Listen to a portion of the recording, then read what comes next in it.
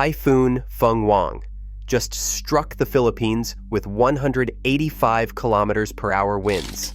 And scientists are terrified by what they found because this monster storm is breaking every rule in the meteorological playbook. Picture a typhoon so massive it covers 2/3 of an entire country, packing winds of 230 kilometers per hour that triggered the Philippines' highest possible warning level. Signal number 5, reserved for catastrophic destruction. Over 1 million people have been evacuated as this beast made landfall in Aurora Province, already claiming 2 lives and turning entire regions into disaster zones. But here's what has weather experts completely stunned. Fung-wong's wind and rain bands are impossibly wide, stretching across distances that should be physically impossible for a single storm system. Satellite imagery shows a perfectly organized eyewall that is maintaining its structure despite hitting mountainous terrain that should tear any normal typhoon apart. Even more bizarre, the storm is generating storm surge and flooding patterns that do not match its official category, as if it is drawing power from sources meteorologists cannot identify. Emergency teams are bracing for impacts that exceed their worst-case scenarios. Is Fung-wong just an unusually large typhoon? Or are we witnessing the evolution of a new class of superstorm that could redefine what we think tropical cyclones can do? Every year, the Philippines braces for a relentless parade of storms. On average, between 20 and 25 tropical cyclones enter or form in the Philippine area of responsibility each year.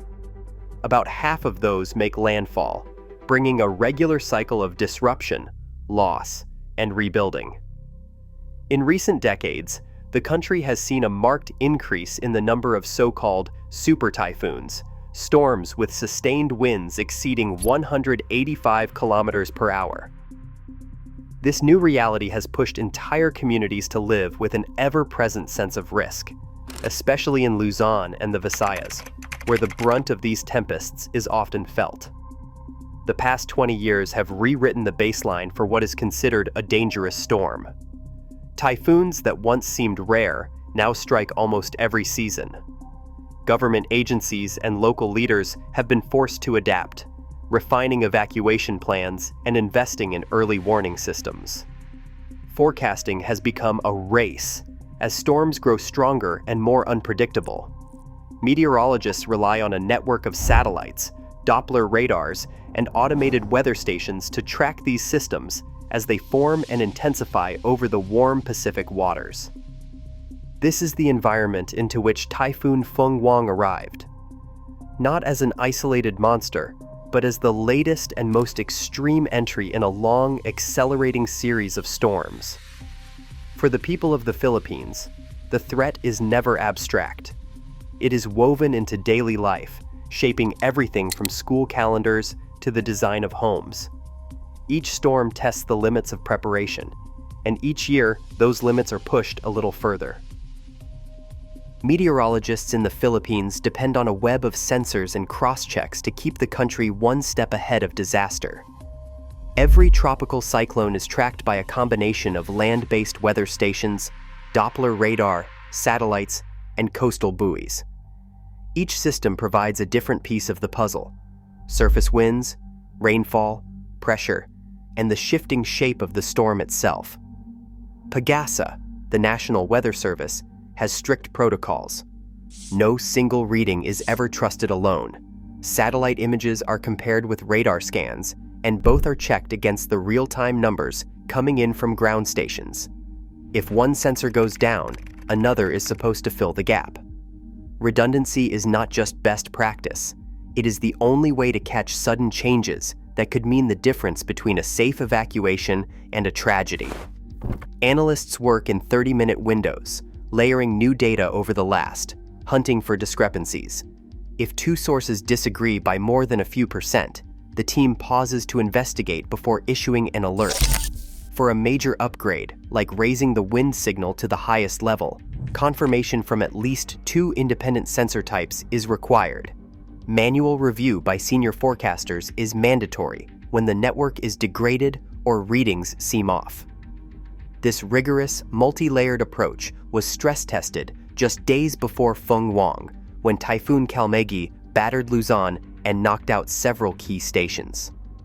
The strain left gaps that would haunt forecasters as the next storm gathered strength offshore.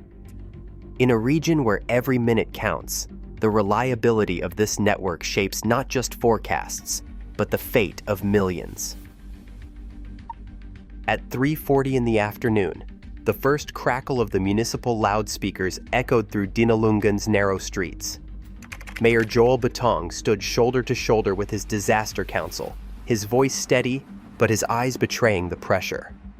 The latest PAGASA bulletin had just upgraded the alert to signal number 4, with winds already tearing at roofs along the coast. There was no time to debate.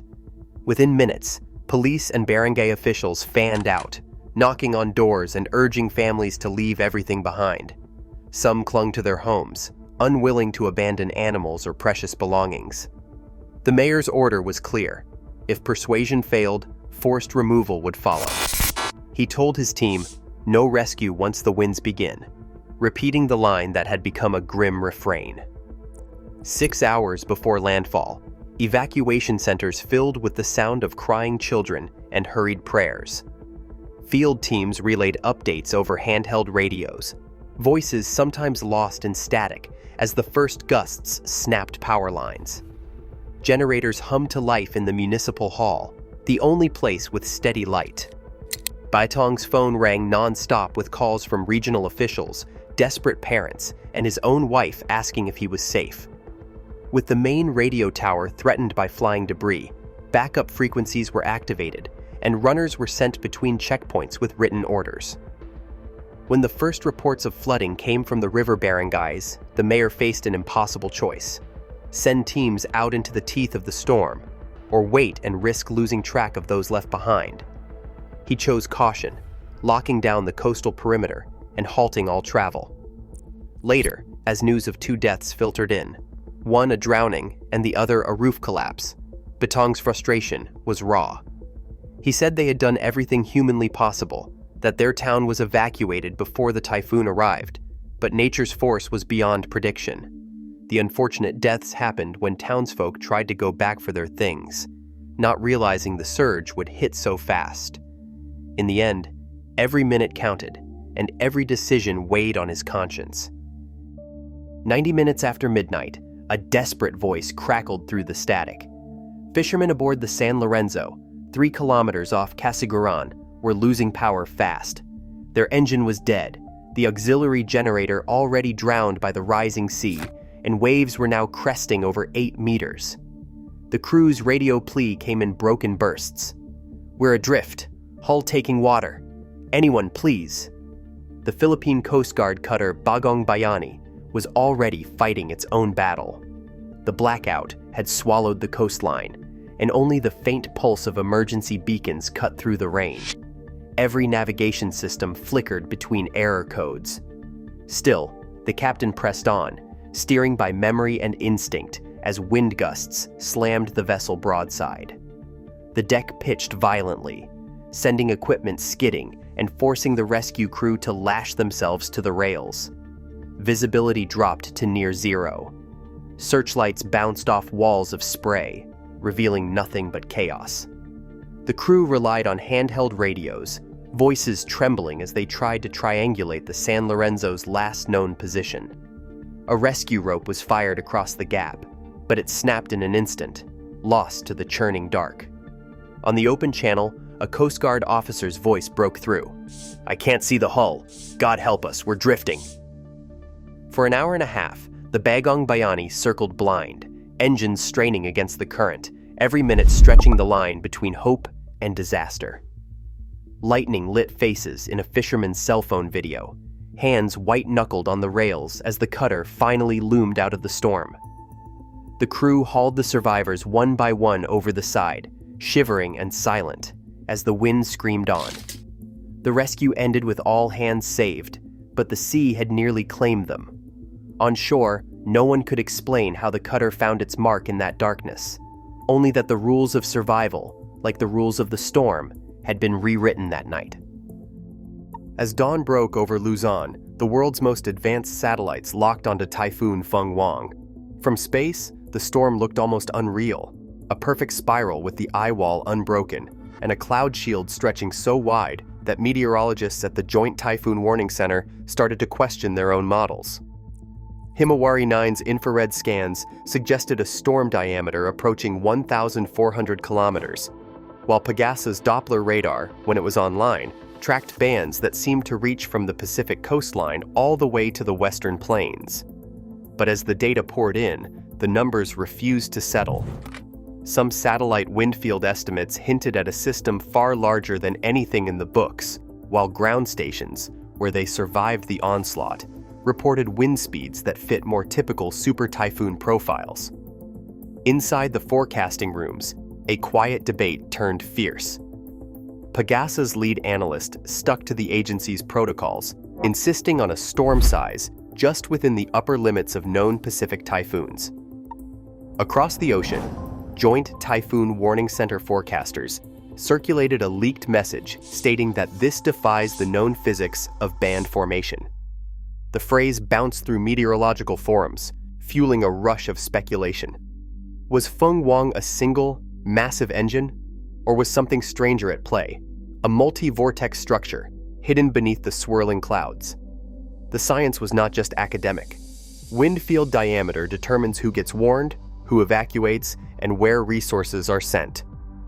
PAGASA's conservative estimate meant some regions stayed on lower alert, while the Joint Typhoon Warning Center's more aggressive modeling triggered warnings across an area almost the size of Western Europe. The clash between pixels and physics left emergency planners in limbo, forced to choose between conflicting projections as the storm bore down. In the end, every decision hinged not just on what the instruments saw, but on how much uncertainty the scientists were willing to risk. In the hours after landfall, coastal engineers began the grim task of measuring what the models had missed. In Baylor, Aurora, tide gauges and port cameras recorded water climbing to 3.5 meters, sometimes even 4 meters, swamping the river mouth and pushing more than 200 meters inland. That surge, nearly 1 meter higher than official forecasts, left entire barangays underwater long after the winds had eased. In Verac, Catanduanes, and Pandan, Camarines Norte, the story was the same. Watermarks on school walls and market stalls showed run-up levels that defied the guidance local leaders had relied on. In Verac, peak surge reached 3.5 meters, flooding the port and sweeping debris deep into town, while in Pandan, the sea pushed farther inland than any living resident could recall. Engineers tracing the disaster point to the way Fung-wong's massive wind field and the unique shape of local bays combined to focus the surge. In Baylor Bay, the coastline bends into a natural funnel, amplifying the force of water driven by hours of unbroken onshore wind. At the same time, torrential rain from the mountains poured down swollen rivers, meeting the rising sea at exactly the wrong moment, high tide. The result was a compound flood, overwhelming defenses designed for smaller, slower surges. In some places, the water continued to rise even after the storm's eye had passed, catching families who thought the danger had ended. Post-storm surveys confirmed the models had underestimated not just the height of the surge, but how far it would spread. Engineers found that outdated maps and incomplete data on river mouths and sandbars had left blind spots in the forecasts. In Baylor, the difference between predicted and observed surge meant hundreds more homes flooded. In Verac, emergency plans based on lower numbers fell short. For coastal scientists and engineers, these failures are more than academic. They are a call for urgent fixes, better data, and models that can keep up with storms that refuse to follow the rules. In the chaos of Fung-wong's landfall, the country's warning system cracked open. As the storm battered Aurora and Bicol, the Baylor Doppler radar, crucial for tracking rainfall and wind direction, went dark for nearly 18 hours. 4 coastal tide gauges, including those in Baylor, Casiguran, Apari, and Infanta, dropped offline just as the water began its deadly climb. 3 weather stations in eastern Luzon lost full data feeds for over half a day, leaving meteorologists with only scattered readings as communities faced the surge. In hard-hit barangays, the absence of live sensor data meant flood warnings lagged by an hour or more. Emergency managers later admitted that situational awareness was severely degraded at the worst possible moment. Relief logistics faced their own ordeal. The Department of Social Welfare and Development had pre-positioned a record 2.04 million family food boxes across Luzon and the Visayas. But as evacuation numbers soared past projections, local hubs in Aurora and Isabela found their stocks running thin. Blocked roads and closed ports left entire towns waiting, sometimes for days, as supplies sat out of reach in regional warehouses. Humanitarian trackers flagged the gap. Record stockpiles on paper, but distribution paralyzed by impassable routes and missing real-time data on which communities were cut off. Mitzi Jonelle Tan, a leading climate activist, voiced the frustration of many. She said people keep hearing about investments in disaster response, but the sensors are old, the networks are fragile, and last-mile delivery breaks down when it matters most. She warned that the government needs to treat science and adaptation as survival, not an afterthought. For millions, the storm exposed how quickly even the best-laid plans can unravel when key links in the warning chain fail. 5 signals now stand out, each one pointing to a storm era that refuses to obey old limits. First, the Western Pacific sea surface temperature anomaly reached plus 1.2 degrees Celsius this season, enough extra heat to supercharge any cyclone that forms. Ocean heat content east of Luzon was also at record highs, giving Fung-wong a vast reservoir of energy even as it crossed land. The Madden-Julian Oscillation, a global pulse of tropical thunderstorm activity, arrived in phase with the storm's birth, stacking the odds for rapid intensification. Atmospheric moisture was off the charts, with a persistent trough drawing deep water vapor across the West Pacific. At the same time, vertical wind shear, normally a typhoon's enemy, remained unusually weak, allowing Fung-wong to keep its symmetry and strength when most storms would unravel. Each of these factors alone is a red flag. Together, they create a recipe for extremes that cannot be explained by luck or chance. Dr. Ronald Villarin, an atmospheric scientist, put it plainly. This is not just a one-off event. The storm's structure and energy profile suggest we are entering an era when the bounds of cyclone behavior are shifting. For scientists, these signals are not just warnings, they are evidence. The future is no longer about the storms we remember. It is about monsters we have yet to imagine. Today, as evacuation centers fill and meteorologists scramble for answers, the Philippines faces storms that defy prediction and preparation. Fung-wong's unprecedented power exposes how climate extremes now outpace our models and our response. The warning is clear. Nature's new playbook is already being written. Are we ready to read and act before the next page turns? Santorini's hidden fault lines are moving. Is it the next big eruption? That's the question keeping scientists awake at night. Beneath the iconic whitewashed cliffs, seismic alarms are registering tremors that echo the run-up to the cataclysm that vanished ancient cities and sent tsunamis racing across the Mediterranean. Right now, the very crust under Santorini is flexing as magma surges deep below, hinting at forces powerful enough to reshape continents. If you think the danger here ended with the myths of Atlantis, the truth is even more unsettling. Because what's stirring beneath Santorini could threaten not just Greece, but the world. So what makes this island so explosively different? And how much time do we really have before history repeats itself? Deep beneath Santorini's postcard-perfect cliffs, a slow collision is unfolding on a scale almost impossible to imagine. The African tectonic plate, dense and ancient, is pushing northward, sliding under the lighter Aegean plate in a process called subduction. This is not a gentle movement. the African plate plunges beneath the Aegean at an angle, dragging seawater and sediments down into the mantle. As these materials descend, they heat up and release water into the surrounding rock, changing its chemistry and lowering its melting point. The result is a wedge of mantle that begins to melt, producing magma that is far richer in water and gas than the magma found beneath most volcanoes. This volatile magma doesn't just sit quietly underground. It collects in chambers and reservoirs, sometimes just 3 to 5 kilometers below the surface.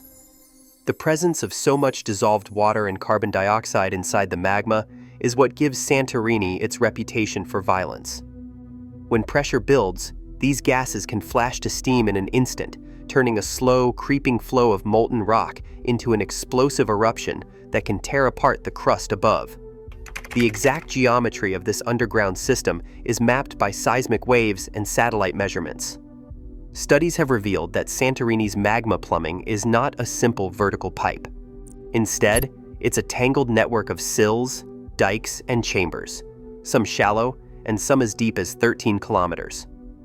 The main shallow reservoir sits directly beneath the caldera, but deeper down, a broad pool of partially molten rock connects Santorini to the nearby Colombo volcano. This mid-crustal zone acts as a kind of magma highway, channeling molten rock laterally as well as vertically. The angle at which the African plate dives beneath the Aegean is steep enough to generate intense friction and heat, but not so steep that it cuts off the supply of water-rich sediments. This balance creates a perfect storm for producing magma loaded with volatiles. Every pulse of magma that rises through the crust carries with it a fresh dose of gas and heat, priming the system for instability. At the surface, the evidence of this deep engine is everywhere. The ring-shaped caldera, the black sand beaches, even the hot springs bubbling in the sea, all are products of this relentless geologic process. But the real story is unfolding out of sight, where the plates grind, water seeps, and magma accumulates under growing pressure. Here, in the darkness miles below Santorini, the countdown to the next eruption begins, not with a bang, but with the silent, unstoppable movement of the Earth itself. Santorini's caldera isn't just a scenic marvel. It's a wound in the Earth that refuses to fully heal. The cliffs that ring the island are the jagged rim of a collapsed volcano, their layers stacked with ash, pumice, and shattered rock from eruptions that tore the island apart. These scars are more than ancient history. They are the surface expression of fractures that run deep into the crust, forming a latticework of faults that slice through the caldera and the seafloor beyond. Some of these faults trend southwest to northeast, perfectly aligned with the direction of the most recent seismic unrest and the hidden magma corridors revealed by modern imaging. Unlike the gentle lava flows of Hawaii, Santorini's eruptions are sudden and violent, driven by magma rich in gas and water. When pressure becomes too great, the magma doesn't always take the most direct route upward. Instead, it exploits weaknesses, old caldera walls, buried cracks, and the very faults that define the island's shape. These structures act as escape valves, guiding magma sideways as well as upward, sometimes bypassing the main volcanic center altogether.